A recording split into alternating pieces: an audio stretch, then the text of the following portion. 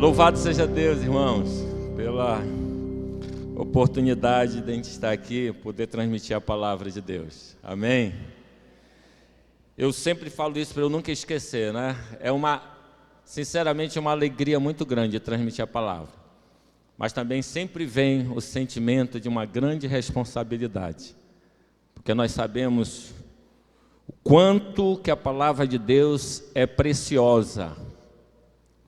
Mas, infelizmente, hoje muito tem se feito para banalizá-la, para trazer descrédito a ela. Mas nós cremos nessa palavra, amém? E ela é uma palavra de salvação. E o tema de hoje, viva para servir. Vamos dizer juntos isso? Viva para servir. E o texto, que nós vamos estar refletindo aqui, está baseado... Eu ia falar só no verso 10, mas quando eu comecei a ler o capítulo 2, irmãos, eu disse, não, isso aqui, os irmãos têm que ser pregado ali no nosso coração, para a gente entender por que nós devemos viver para servir. Às vezes por quê? Porque a nossa natureza... é o quê? É a gente querer ser servido. É ou não é? Quem não gosta, de sentar, e aí você só pedir e começar a chegar aquilo que você está pedindo ali, desfrutar, né? Isso é a natureza do homem. Mas Jesus vem e faz totalmente diferente. Mas antes da gente refletir sobre a servidão de Jesus, eu queria que você entendesse por que você precisa servir. E eu queria, vamos lá então. Queria que os irmãos estivessem atentos a esse texto, porque eu lembrei muito do pastor essa semana. Às vezes quando você acha que não tem muito para falar, então você escolhe um texto assim abençoado, porque só ele já vai fazer diferença. Então, hoje eu estou nessa esperança. Diz assim: vocês estavam mortos em suas transgressões e pecados. Como é que nós estávamos, irmãos? Mortos. E meu querido, talvez você também esteja aqui, que ainda não entendeu o que é um encontro de salvação com Jesus. Mas saiba que cada um que ainda não teve um encontro com Jesus, ele está nessa condição, ele está morto. Morto nas suas transgressões e pecados, nos quais costumavam viver quando seguiam a presente ordem deste mundo, e o príncipe do poder do ar, o espírito que agora está atuando nos que vivem na desobediência. Existe um espírito que tem feito muitas pessoas viverem uma vida de desobediência. Anteriormente, todos nós também vivíamos entre eles, satisfazendo as vontades da nossa carne, os nossos desejos, seguindo os seus desejos e pensamentos com os outros. Éramos, por natureza, merecedores da ira. Nós éramos merecedores de quê, irmãos? Da ira de Deus. Todavia, verso 4... Todavia, Deus, que é rico em misericórdia, pelo grande amor com que nos amou, deu-nos vida juntamente com Cristo, quando ainda estávamos mortos em transgressões. Pela graça vocês são salvos. Deus é rico em quê, irmãos? Em misericórdia e em amor. E olha lá, a graça de Deus nos alcançou, é Ele que nos trouxe salvação, amém? Deus nos ressuscitou com Cristo e com Ele nos fez assentar nos lugares celestiais em Cristo Jesus. Irmãos, nós estávamos mortos, Jesus Cristo nos ressuscitou e Ele nos colocou nos lugares celestiais em Cristo Jesus. Ele nos colocou num lugar de honra, irmãos, entenda isso. Para mostrar nas eras que hão de vir a incomparável riqueza de sua graça, demonstrada em sua bondade para conosco em Cristo Jesus.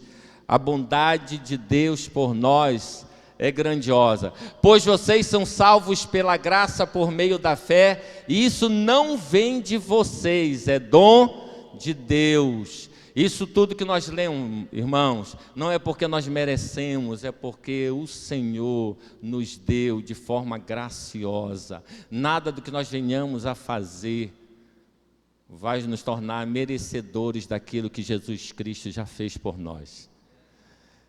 E o 10, porque somos criação de Deus realizada em Cristo Jesus, para fazermos boas obras, as quais Deus preparou de antemão para que nós as praticássemos. Irmãos, porque nós somos o quê? Criação de Deus. Algumas traduções, o original diz feitura. E feitura, o significado, na essência lá do grego, quer dizer que Deus compôs um poema. Então saiba que cada um de nós somos um poema escrito, composto por Deus. E para que tudo isso, irmãos? Para nós fazermos as boas obras. Tudo isso Deus fez por nós. O sacrifício de Jesus, nos tirando da morte e nos trazendo a vida através da ressurreição espiritual. Tudo isso porque Deus queria nos mostrar que nós temos um propósito. E algo maravilhoso que Ele só não quis dizer que nós tínhamos um propósito. Ele mandou alguém, o seu Filho Jesus Cristo, para nos mostrar que propósito é esse. Que como humanos nós podemos sim cumprir os propósitos de Deus na nossa vida. Nós precisamos entender, irmãos, que nós fomos salvos para servir. Vou repetir, nós fomos salvos para servir. Se não for para isso, não servimos de nada. E algo muito importante também que você precisa entender nessa manhã, muito importante, que as boas obras, elas são evidências da transformação que Cristo fez em nós. As boas obras são evidências da nossa redenção em Cristo Jesus. A nossa fé sem obra, ela é o quê? Morta. Nossa fé sem obra é morta. E algo que o Espírito Santo trouxe à minha mente para ilustrar isso quem já ouviu falar no Mar Morto? Já ouviu falar no Mar Morto, irmão? E você sabe por que ele recebe esse nome? Porque não existe o quê? Vida, não existe fauna, não existe vegetação, nem animais que vivem nesse mar. E algo interessante é que, por exemplo, dos mares que existem, geralmente, se você pegar 1 litro de água e você for analisar a quantidade de sal que existe nesse mar, geralmente é 30 gramas. De 1000 gramas, lá tem 30 gramas. Mas no Mar Morto, de cada litro de água, 300 gramas são sal. 10 vezes mais do que um mar normal. E aí você pensa, mas por que tem essas características? Um rio cheio de vida que deságua no Mar Morto é o Rio Jordão. E o Rio Jordão, ele é uma referência ao quê? No caso ali, para todo o Oriente Médio. É um rio que alimenta, que traz vida. Mas esse rio que alimenta, que traz vida, ele deságua no Mar Morto. E por que isso acontece no Mar Morto? Porque, infelizmente, o Mar Morto, ele não deságua em rio, em mar nenhum. Tudo aquilo que chega nele, fica nele. E algo que nós podemos entender com isso, que aqueles que só recebem, infelizmente, a tendência deles acaba sendo a morte. O Mar Morto recebe esse nome, porque aquilo que ele recebe, ele não dá, ele não devolve, ele não distribui para ninguém. E a nossa vida cristã, ela também é assim, é uma lição para nós. Se aquilo que nós recebemos de Deus, nós não transmitimos, nós não damos, nós não cedemos, nós não distribuímos para as outras pessoas, isso é um sinal claro de que nós, como cristãos, estamos mortos. A evidência de uma vida remida, de uma vida transformada, de uma vida que vive em Cristo, é servir, é dar daquilo que tem. Amém? E aqui eu queria meditar em algumas coisas que alguns exemplos e algo também que nós precisamos ter entendimento do que seria servir. Eu creio em nome de Jesus e algo maravilhoso nessa igreja é que existem pessoas prontas a servir. Viu, irmãos? E algo que eu tenho também entendido é de que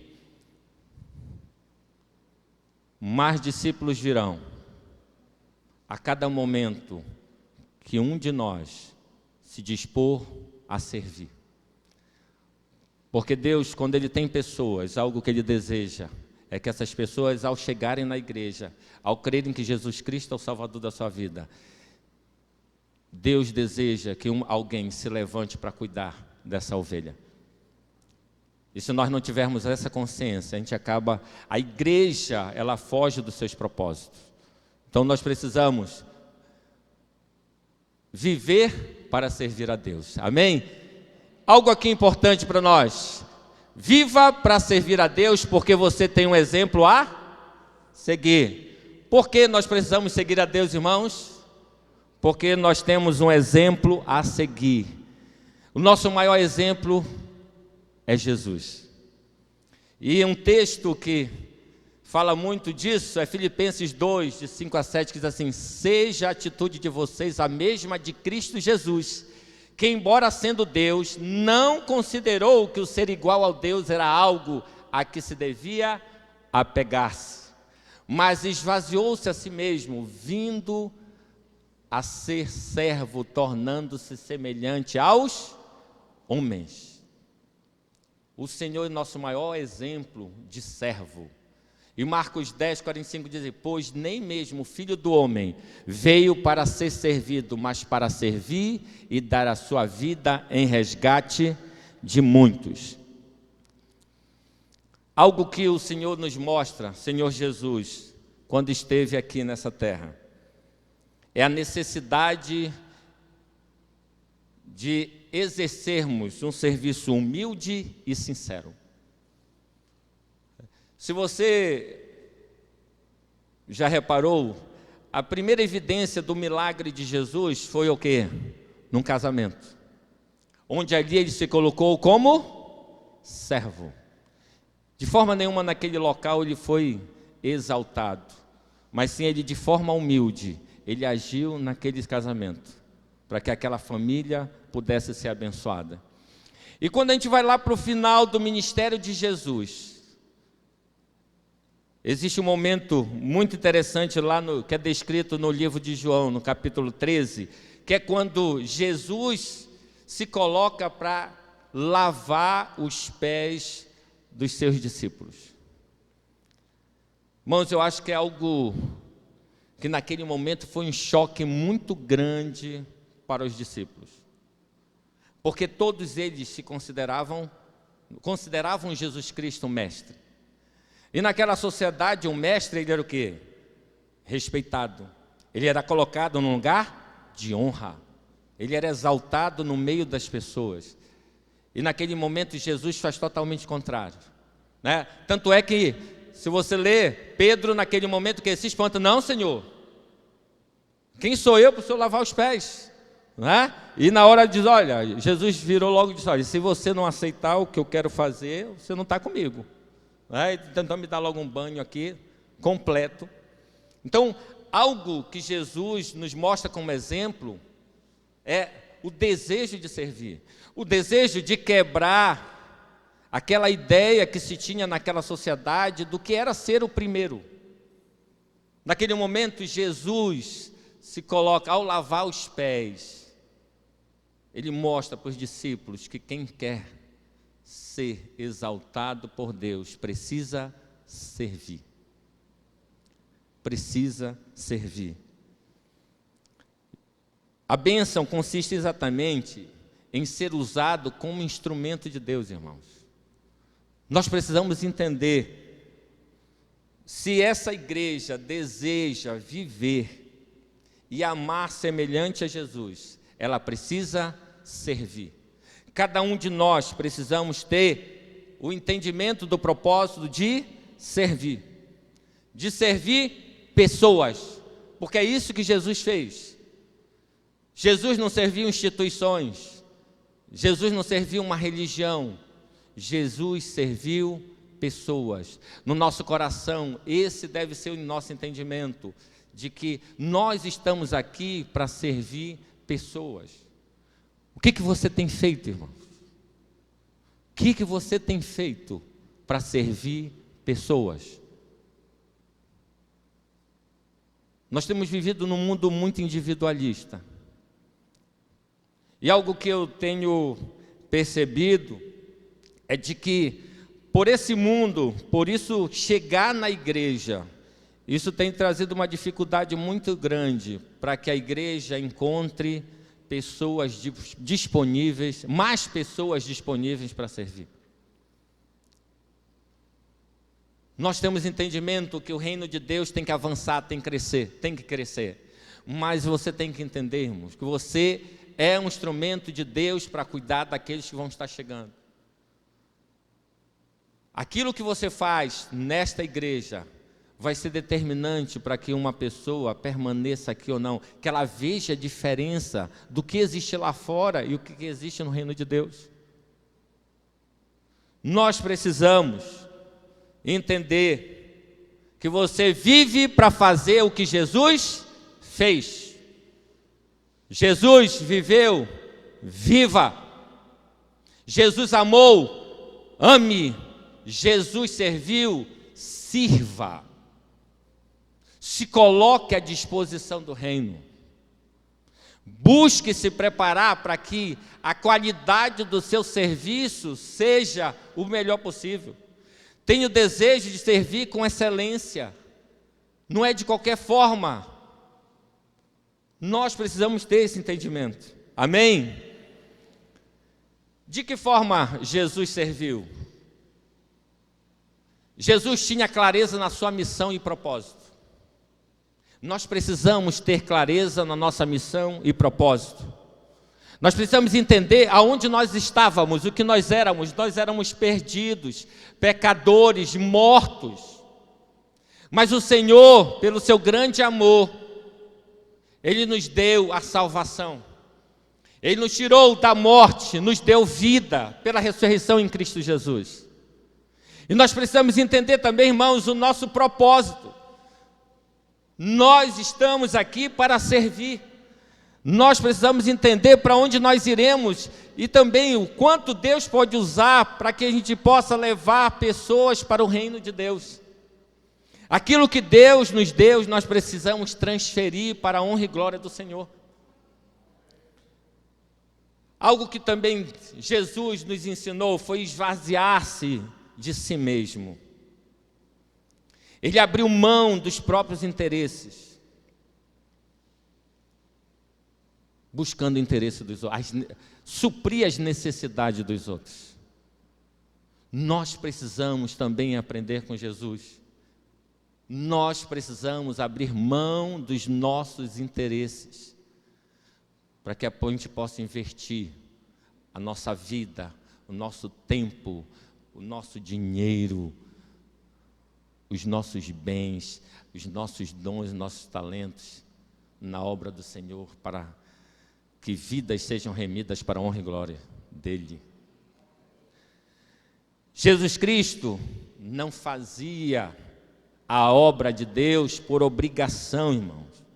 Aquilo era um estilo de vida. Viver para Cristo deve ser um estilo de vida.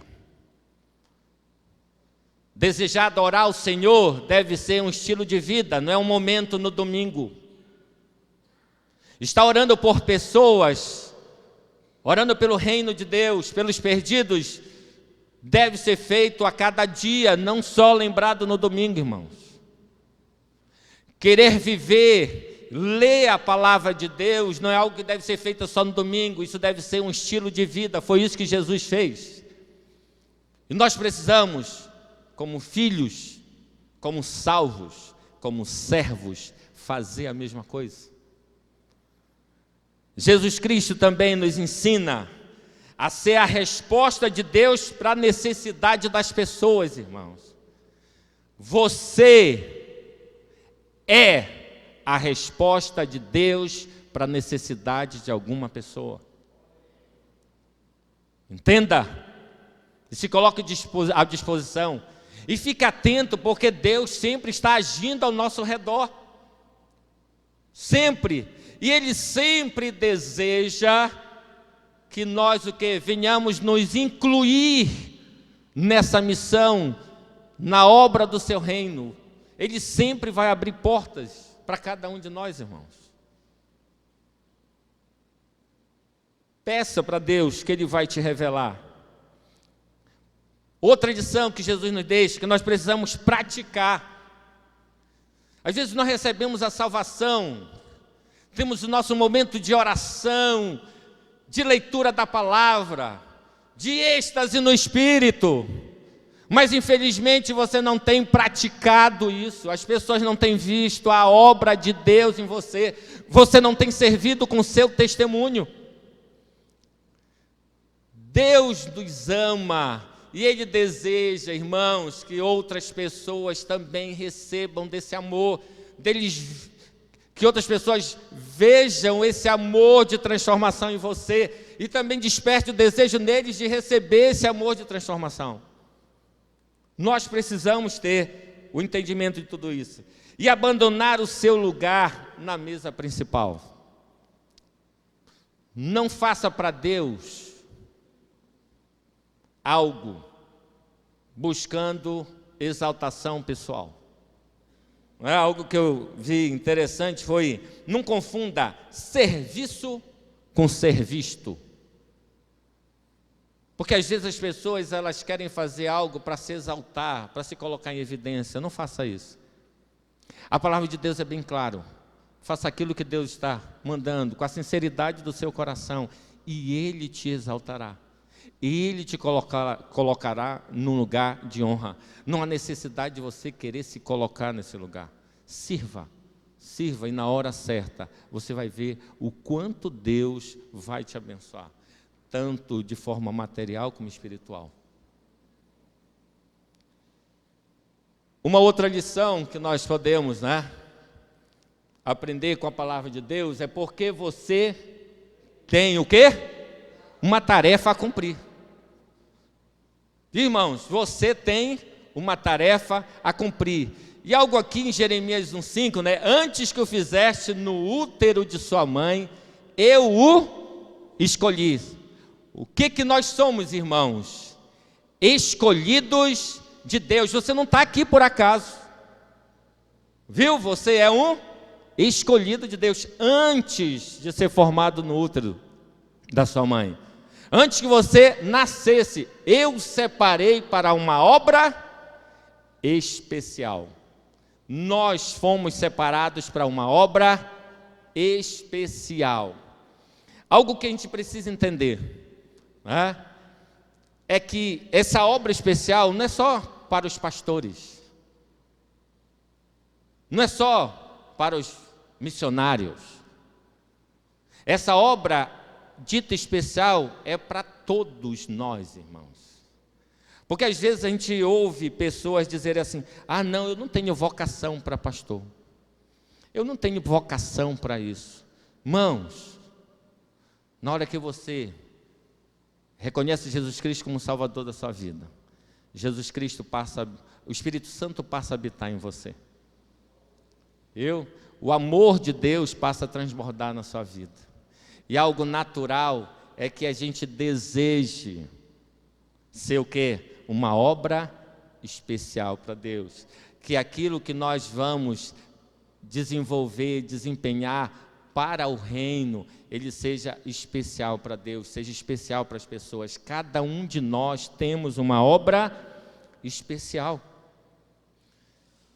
E João 15,16 diz assim: Jesus disse: vocês não me escolheram, mas eu os escolhi para irem e darem o quê? Fruto. E fruto que permaneça. O nosso fruto deve permanecer. A obra que Deus já fez na sua vida, tem feito e fará, ela vai permanecer. Porque nós somos uma obra especial do Senhor. O Senhor nos levantou para o quê? Executarmos uma obra, um serviço especial. Então, nós precisamos entender claramente isso. No reino de Deus, você tem uma posição, um lugar, um propósito, um papel, uma função a cumprir. Não esqueça disso. Você não pode ficar de braços cruzados, irmãos. Você foi chamado para frutificar no reino. A palavra de Deus é bem clara: se você não dá frutos, você vai ser cortado, irmãos. Nós precisamos entender isso na nossa vida. Nós precisamos dar frutos. Nós estamos num momento muito importante da nossa igreja. Porque cada um de nós precisamos levantar, arregaçar as nossas mangas e começarmos a viver para a glória de Deus, transmitindo do seu amor, através desse ministério, para aqueles que estão lá fora. E que cada um de nós venhamos a nos ajudar no momento de fraqueza, no momento em que nós queremos desistir, no momento que nós erramos, que cada um de nós seja um instrumento de bênção para levantar, para ajudar nas necessidades. Esse é o propósito da nossa igreja, irmãos. Terceira lição: viva para servir a Deus, porque você foi capacitado por Ele. Nós fomos capacitados por Ele. Nós somos capacitados por Ele. E bem claro que a palavra de Deus diz em Romanos 12, 6-8: temos diferentes dons, de acordo com a graça que nos foi dada. Se alguém tem o dom de profetizar, use-o o que, irmãos? Proporção da sua fé. Se o seu dom é servir, sirva. Se é ensinar, ensine. Se é dar ânimo, que assim faça. Se é contribuir, que contribua generosamente. Se é exercer liderança, que a exerça com zelo. Se é mostrar misericórdia, que o faça com alegria. Que texto maravilhoso, irmãos. Nós podemos ser úteis no reino de Deus, irmãos. Porque a palavra de Deus diz que quando nós recebemos Cristo, passa a habitar em nós o Espírito Santo. E Ele que é capaz de nos dar dons, irmãos. E se você não tem, peça a Deus. É isso que a palavra de Deus diz, irmão. Não fique lamentando ou dizendo algo, arrumando justificativas. Se coloque diante de Deus: Senhor, eu quero te servir da melhor forma. Me revele, me dê dons para que esse meu serviço a Ti seja com excelência. Que esse serviço que vai ser feito venha alcançar vidas como o Senhor me alcançou. Venha trazer para a minha vida propósitos. Que o Senhor traga propósito para outras vidas. Que em nome de Jesus nós venhamos entender, irmãos, que nós temos uma necessidade.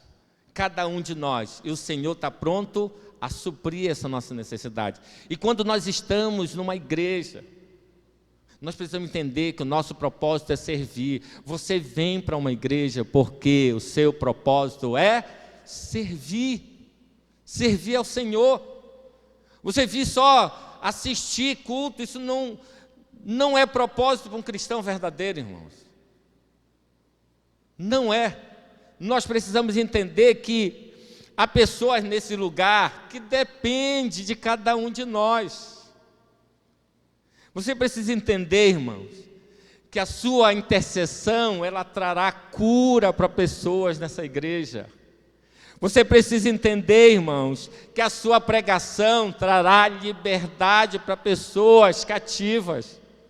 Você precisa entender, irmãos, que o seu acolhimento vai fazer com que pessoas permaneçam nesse local, entendendo o amor de Deus, irmãos.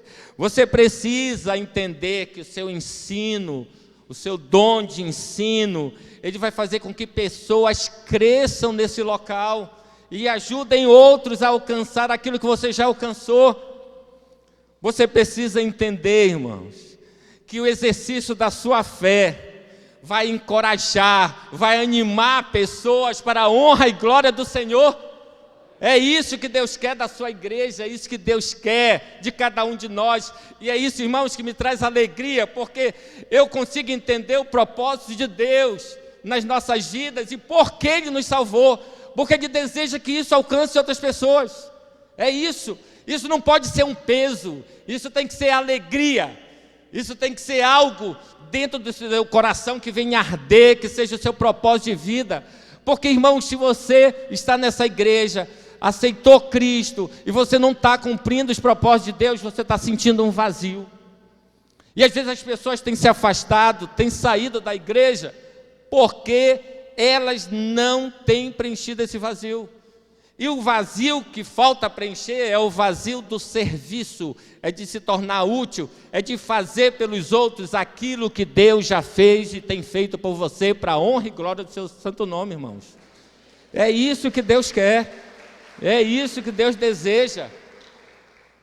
E nós precisamos entender que tudo aquilo que surge em nosso meio, nós precisamos entender os propósitos de Deus. Eu vou ser bem sincero, quando o pastor, primeira vez, mencionou de nós alterarmos a fachada da igreja, imagine, logo depois da pandemia, quantas pessoas desempregadas, eu comigo mesmo disse, não é a hora, isso não é certo. E aí, no início eu tive uma certa resistência, mas no passar do tempo, o Espírito Santo foi me fazendo entender o propósito de tudo, porque tudo acontece com a permissão de Deus. Tudo está debaixo do propósito de Deus, irmãos. Tudo. E eu creio que Deus tem também dado entendimento para cada um que em algum momento pensou algo contra. E sabe o que Deus me trouxe à memória para entender isso? Foram duas coisas. A primeira é de que Deus não vai te pedir aquilo que você não tem. Ouviu?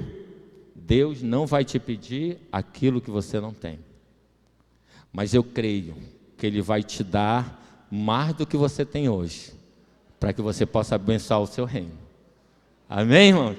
E eu não estou falando só de uma obra de fachada, eu estou falando na vida, no segundo domingo aqui, ou no mês todo, quando você se predispõe a trazer uma cesta básica aqui, porque você tem um entendimento de que pessoas, que você foi abençoado para abençoar outros.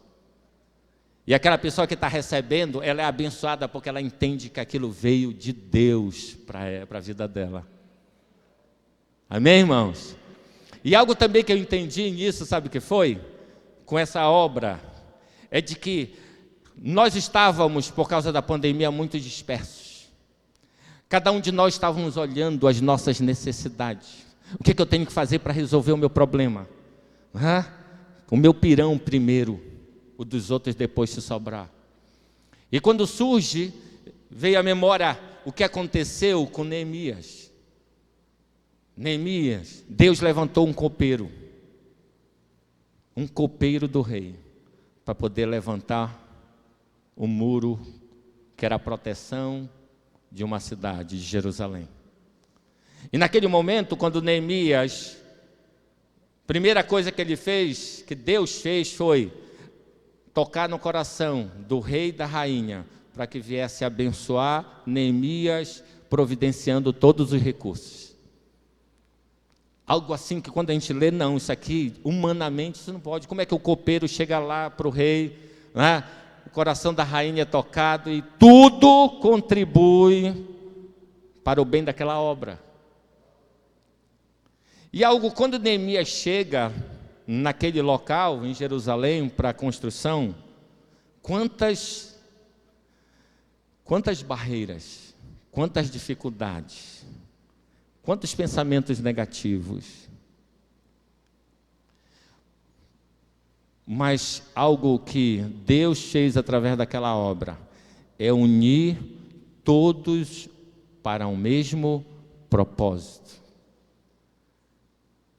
O mais importante não era aquele muro. O mais importante era fazer com que todos ali convergissem para o mesmo propósito. E eu creio que essa fachada não é para que a igreja seja a mais bonita dessa rua. Porque a beleza está em nós, não é no prédio. Mas eu creio que essa obra é para nos unir no mesmo propósito. É para que nós venhamos a ter o entendimento de tudo aquilo que Deus te deu, de toda a capacidade, todo o talento, todo o dom. Ele deve ser usado para abençoar outras pessoas, irmãos. Que maravilha, irmão. Ontem eu fiquei muito feliz, quando a irmã Emília mandou uma mensagem e disse: olha, eu tenho uma irmã na minha célula que ela resolveu ajudar na feira que vai ter no sábado. Sabe o que ela é? Costureira. Ela chegou e disse: olha, eu vou levar minha máquina